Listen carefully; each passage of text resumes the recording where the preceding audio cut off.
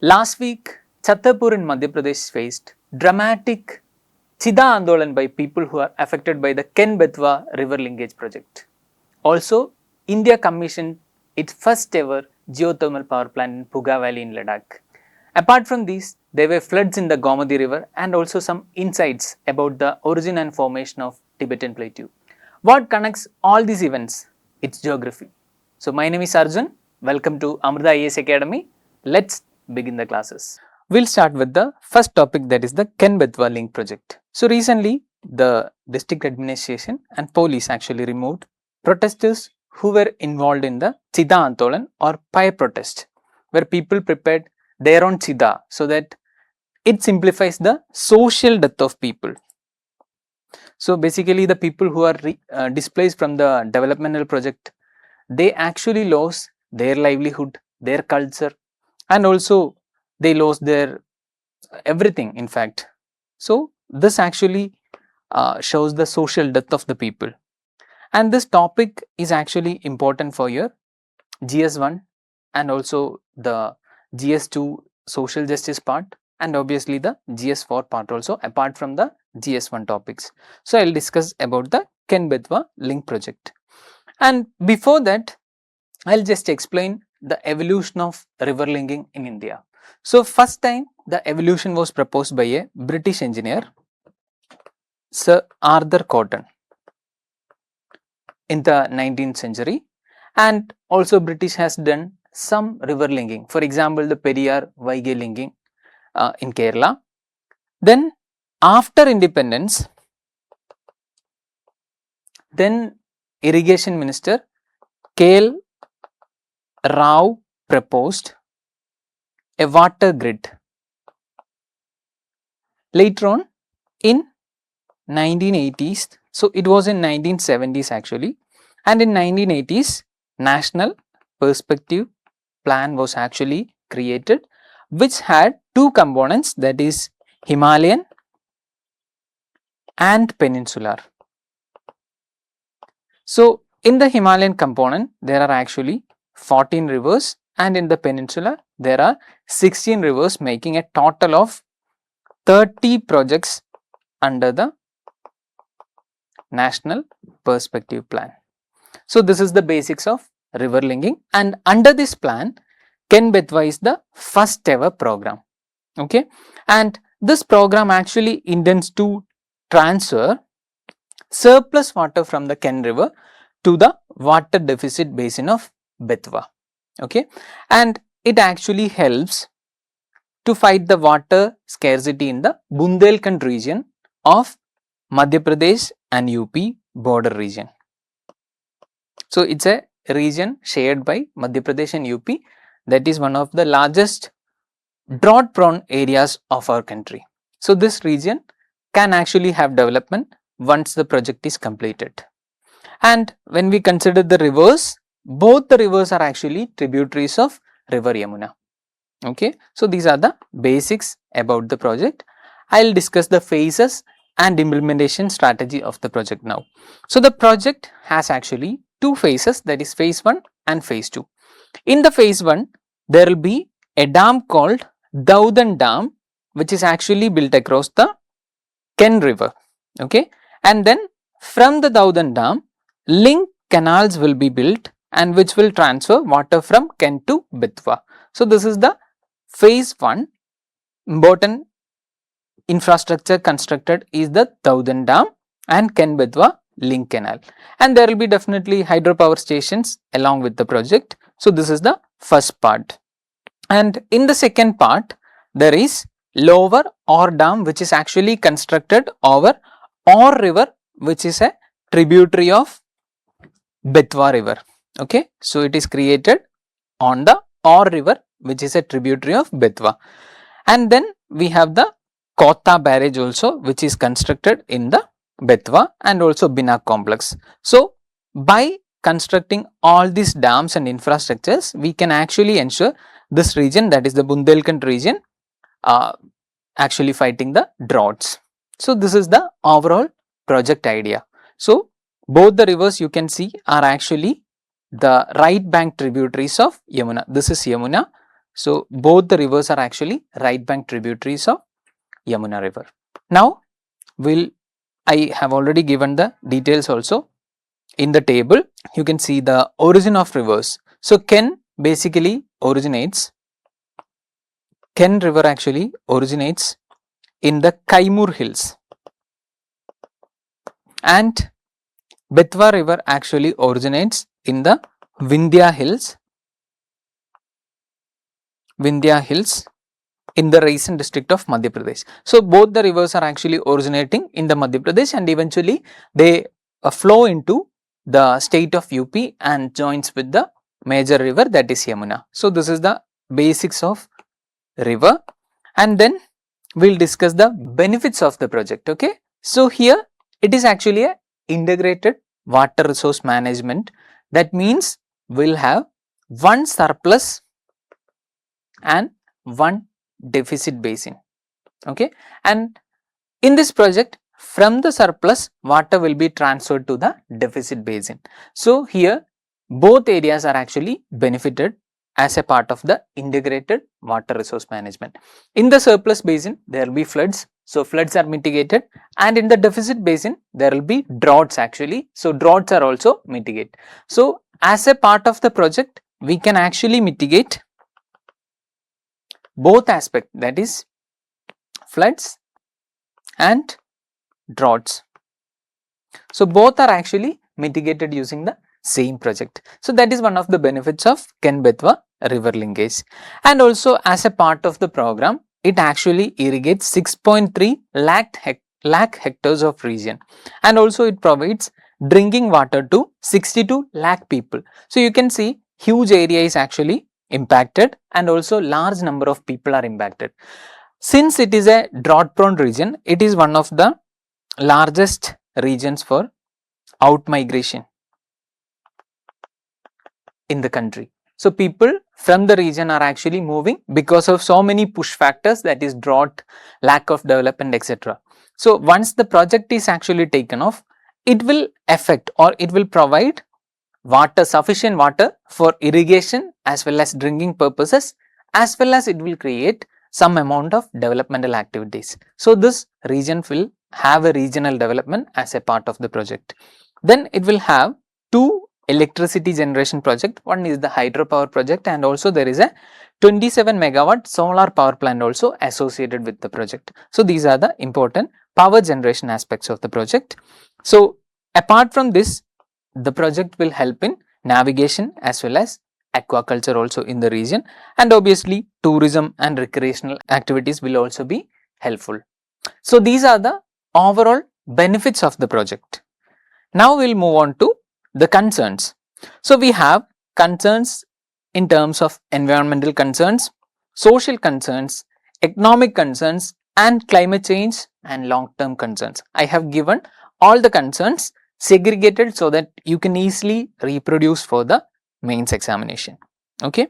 So primarily I will discuss the environmental concerns. So we have large areas of forest and biodiversity submerging due to the project. For example, the Panna Tiger Reserve.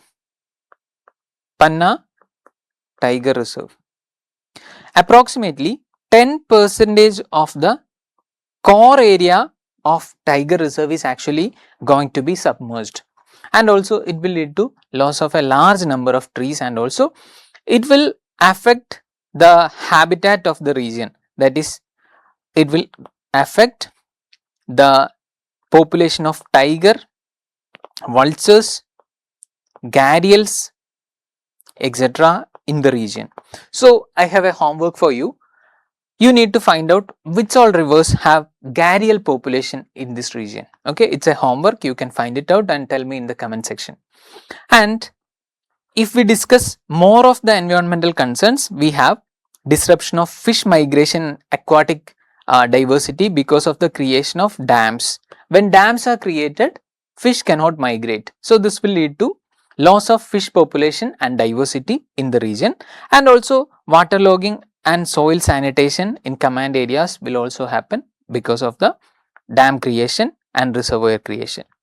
And when dams are connected, invasive species in one river can actually move into other river, be it animals, be it plants, they can actually migrate from one river to another river. So it is also a concern, and also diseases may also spread like this. So this is one of the primary environmental aspect. Now we will move on to the social aspect. So we have displacement of local tribal communities in the region. So it's actually affecting their livelihood, infrastructure, etc. And also it is definitely threatening their culture also. And there is inadequate rehabilitation and livelihood loss. That's why they are actually protesting now. So people are saying, okay, they are not properly rehabilitated, and also they are being forced. Okay, so that is the reason why there is protest. And cultural sacred landscapes are actually lost. So this affects people even though they are rehabilitated. So there will be concerns regarding the loss of culture. And then in the future there can be interstate conflicts, as Madhya Pradesh and UP are part of the project. So when you have two states involved, there are chances for a federal conflict. So these are the important issues which may be in future. And there will be unequal distribution of benefits. For example, people who are actually displaced, they may not get the benefits of the project. Some other people will be getting the benefits of the project. So these are the important concerns. And also there is reduced participation of local people in decision making. So the protesters allege that they are not, or rather they were not part of the decision making. And the social unrest which is going to happen, or which is happening currently, it's also a concern for the state as a social issue. Now we'll move on to the economical concerns. So we have high capital investment and also high maintenance cost in the project. So the projects are actually approximately, I guess it is 65 crore project, 65,000 crore project. So that much huge amount of money is actually involved, and there will be cost overrun and also implementation delays. So we can see in India the infrastructural project implementation actually takes a lot of time. So there will be delays and overruns as a part of delay. And then there is actually questionable cost benefit in some of the projects. Okay, so we are investing this much amount and still we are not getting that much output or benefits for the people. So this is there. And also there will be a perpetual requirement of energy for pumping and canal operations. So these are also economic concerns from the project. Now we will discuss the important long term and climate change concerns. So you can see now we are assuming the Ken is a surplus basin and Betwa is a deficit basin. But do you think this is going to stay for longer, or sometimes in the future there will be changes because of climate change? The surplus basin can become deficit basin, and vice versa can also happen. So all these things are not permanent. The classification of surplus and deficit is not permanent. So this is going to affect our calculations and also affect our effectivity of the project. So we need to have longer term planning, factoring in climate change also when we make plans. Now glacier retreat and altered river flows are there in the Himalayan region. So this is for the general thing only, okay, not for the Ken-Betwa alone. So the concerns are for general, okay, for all river interlinking projects. So the glacial retreat can actually affect river flows. So it will affect the perennial nature of rivers, which are actually the surplus rivers according to the NPP. So they are also affected. And then we have increased frequency of extreme floods and droughts in the region, which affects our water availability also. So these are the important concerns also. And also generally there is actually sediment variability, all these kind of concerns are there. When we construct dams, there will be sediment depositions. So all these are actually our concerns. So we have discussed the important aspects from Ken-Betwa for your prelims, for your mains also. Now I have given the PYQs here. So we had questions in the GS1 paper in 2020 and 2025 regarding these kind of projects. So first one was in geography part. The interlinking of rivers can provide viable solution to multi-dimensional interrelated problems of droughts, floods and interrupted navigation. So this was a question to critically examine, okay, 250 words question. So you can try after watching the video and reading the slide, you can try answering the question. And next question was actually on society, again GS1 only. So does tribal development in India center around two axes, those of displacement and rehabilitation? Give your opinion. So in these kind of questions, this is not directly connected, but you can actually indirectly connect our topic, or maybe a question, maybe you can use the data in these kind of questions. So please do write answers for this question and also get it corrected from your mentors. Now we'll move on to other topic, that is Puga Valley geothermal project. So this is our first and deepest geothermal well in the Puga Valley, and it is actually implemented by ONGC Energy Center and Ladakh administration along with Ladakh Autonomous Hill District Council. So these are the implementing agencies involved in the project, not very important, and it will be the first 1 megawatt geothermal demonstration power plant in the region. So we will see the project highlights first. So primarily the project is located in Puga Valley, which is in Ladakh, eastern Ladakh. Okay, so this is in eastern Ladakh in the Changtang region. Okay, and this is a geothermal well. We have two geothermal wells in the region, which is actually drilled up to 1000 meters, that is up to 1 kilometer, and also the temperature recorded in this region is actually 135 degree to and also the reservoir temperatures are actually above 200 degrees. So there is huge potential in the region. Okay, and the DPR, detailed project report, is being made by the implementing agencies for the commercial scale expansion of the project. So in the future we can expect there will be more such power plants in the region, and these are actually environmentally sound, helping us to fight climate change. Okay, so in the phase 2 the authorities are actually planning geothermal exploration in Changtang region also, again in the same region only or nearby region only, both are in Ladakh. So there will be a phase 2 of the project which will be actually in the Changtang region. Now I will explain about the geothermal energy. So geothermal energy is actually the heat energy stored within the earth crust. Okay, so we are aware of the primordial heat which was actually trapped within the earth's interiors when the earth was actually formed, and these kind of heat are actually driving so many endogenic processes, we all know that, right?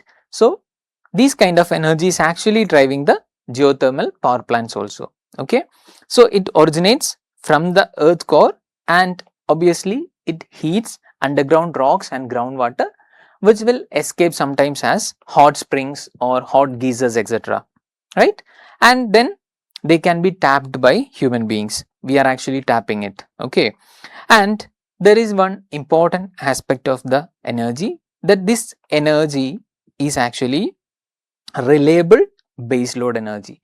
So we have renewables classified into stable baseload and intermittent. Okay, intermittent.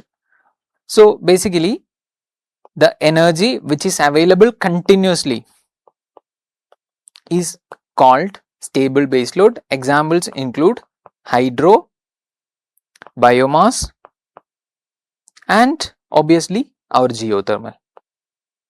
Okay, so these are available throughout the year and we can tap whenever we want. Okay, but intermittent energy we cannot actually tap whenever we want. It can be accessed when it is available. For example, solar, and also you can add wind energy also in this aspect. So these energies are actually available. For example, solar is available only during daytime. So can we access solar energy in the night? No. So these are actually intermittent. Okay, so this is less reliable compared to the stable base load kind of energy, and geothermal obviously is stable base load and it is more reliable. Then how can we use the geothermal energy and produce electricity? There are actually three types of important geothermal power plant. One is the dry steam plant, where natural steam from the geothermal vents are actually used to produce electricity in the steam turbines, and then the excess steam and condensed water are actually injected into the injection wells. So basically, from the geothermal source we are directly using the steam, and then we are producing the electricity, and then eventually the water is actually injected into the injection well, or it is given back to the injection well. So this is very simple form of geothermal power plant. Next one is the flash steam power plant. So here the hot water reservoir is there, which is pressurized. So there is a lot of pressure, high pressure hot water present in the geothermal vent, and that is actually released to a flashing tank, which is actually a pressure releasing tank. So whenever pressure is reduced, water boils and it forms steams. So this steam is actually used, and that steam is used to generate power or electricity, and eventually the hot water is again returned to the injection well. So we have the third one, that is the binary cycle plant, where again we use medium temperature reservoirs, and important aspect of this type of power plant is the heat exchanger. So the geothermal energy is not directly used in case of binary cycle plant. Here we use a working fluid, that is maybe isobutane. So isobutane is used for actually turning the turbine. Okay, isobutane is used in turbines, isobutane. So the power is actually captured and again added to the grid. So these are the three important types of geothermal plants which are actually present globally. So now I will discuss why Puga Valley is an ideal location for the creation of or establishment of geothermal power plants. So it's based on inter-switcher zone. That means it is on the plate margin. So along the plate margin, the convergent margin. So along the convergent margin, there will be a lot of energy available.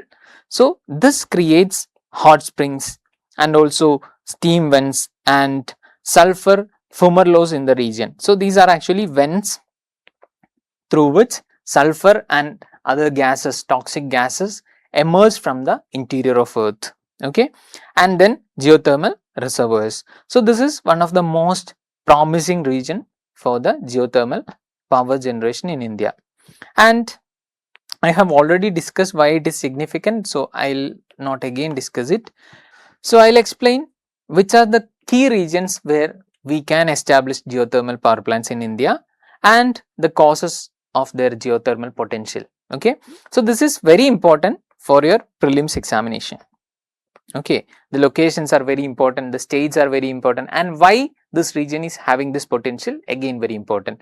So primarily in the Himalayan province, because of the convergence of the Eurasia and Indian plates, we have key locations along Puga and Chamtang in the Ladakh region, and then Manikaran and Kulu in the Himachal Pradesh region, Tapovan and Badrinath in the Uttarakhand. So these are the three important Himalayan states we can actually tap the geothermal potential. So this is created by plate collision and active faulting in the region where we have exposure to the molten materials. So that exposure creates hot thermal vents etc. in the region. Then we have the 𝐾𝐽 Graben region, which is actually in the Gujarat state, and this is again a rift basin. So there is actually rift valley creation and movement, vertical movement of large rock strata in the region. So this creates again the possibility of exposure to the molten materials, in effect creating this kind of geothermal potential. Then we have the Sonata alignment, that is the Son, Narmada, Tabi. Son, Narmada Tapi region. So this again is a tectonic fault zone. So again we know how Vindhya, Satpura, Vindhya scrapland etc. are formed because of the faulting. So this faulting create this kind of deep groundwater circulation in the region and creates potential sites like Tattapani and Suraj Kund respectively in Chhattisgarh and Jharkhand states. So you need to remember all these states, okay, all these regions. Then we have in the Godavari basin and Mahanadi basin also, and also in the Andaman and Nicobar region we have subduction of Indian plate and also the Burmese minor plate, Indian and Burma minor plate. So they create this kind of a subduction and volcanism in the region, creating a heat flow. So that creates barren island region, a potential geothermal source. In the future we can actually expand to barren region. So this is the potential of India in geothermal. So you need to remember those aspects. Now we will discuss the creation of Tibetan Plateau, and recently a new study was published in Natural Geoscience which actually gives some evidences explaining the formation of Tibetan Plateau. The geographical aspects of the plateau, when we discuss, it is known as the roof of the world as it is world's highest and also the largest plateau. So it is actually a autonomous region under China, and this region is source of large number of rivers, source of large number of rivers, and also it is known as water tower because of this feature. So this is the geographical importance of the Tibetan Plateau, and it is bounded by Kunlun mountains in the northern part and the Karakoram and Himalayan in the south as well as southwest. Okay, this is north, and then we have the Hangduan mountains in the eastern region, in the east.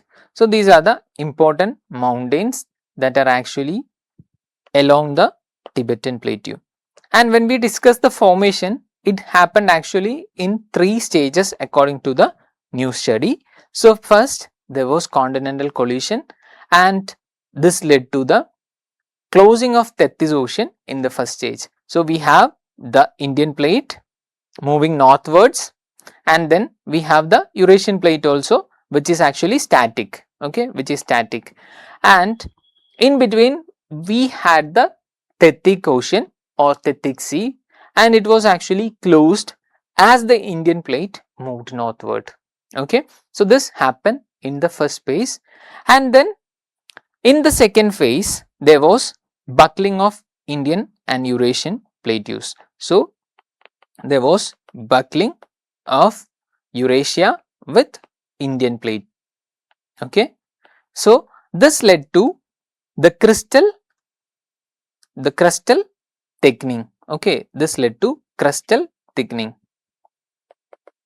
So that means the area is actually compressed. Okay, compressed, and crust become more and more thicker. That means length of plate actually decreased, but its thickness actually increased, right? So this is how the thickness of the Tibetan region increased, and it got lifted and lifted because of the under thrusting of Indian plate. Okay, Indian plate was creating under thrust because of the slight subduction of Indian plate under the Eurasian plate. So there were differential upliftment also. So not all the regions were lifted continuously or in the same pace or simultaneously, but they were uplifted differently in different events of upliftment. So that created all the differences in the region, right? So this was the emergence. Now if we discuss the features, it is actually having area of 5 million square kilometers and elevation is actually above 4,500 meters. It is world's highest and largest plateau, and it is actually the southern margin. Actually the southern margin of the plateau is bordered by Himalayas. I have already discussed it.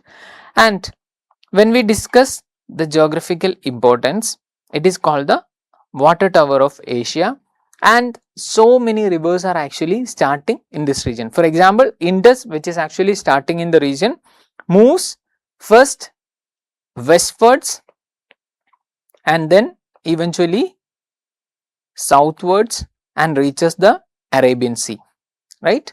So, that is Indus, and then we have Brahmaputra, which is actually moving eastwards in the starting and then eventually joining the Bay of Bengal, and then we have Yangtze, which is actually moving to East China Sea, and Yellow River or 𝐻𝐽 River, which is actually moving to the Bohai Sea, again part of Pacific. All these are actually part of Pacific Ocean. And then we have the Mekong River again, which is moving on to the South China Sea, and we have Salween River, which is actually moving to Andaman Sea through the region of Burma. Okay.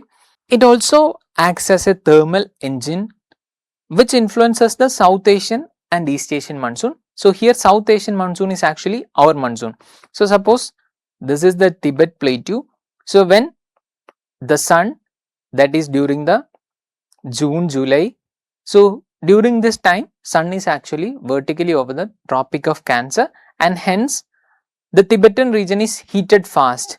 So, it creates rising air columns in the region as the Tibetan Plateau is rocky and barren. So, this is a barren region. So, it absorbs heat very faster, and hence a low pressure is created in this region.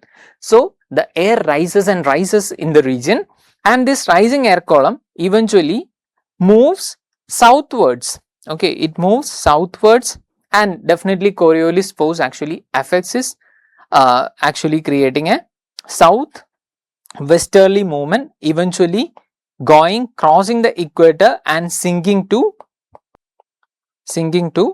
mascarene high. So, this jet stream known as the tropical easterly jet. So, this is known as the tropical easterly jet. So, this actually intensifies the mascarene high and creates a very intense monsoon in our South Asian region, that is including India. So, that is one important aspect, and also it stores vast glaciers, making it very sensitive to the climate change. So, these are the importance of the topic. Now, we have one more topic, that is the Gandak. So, you just go through the topic, and if you have any doubts, do let me know in the comment section. I will explain those things in the upcoming week's session. So, that's all. Thank you very much. So, go through the PPTs which are actually provided in our Telegram group and also added in the description. Good day all. Thank you. Amrita IAS Academy.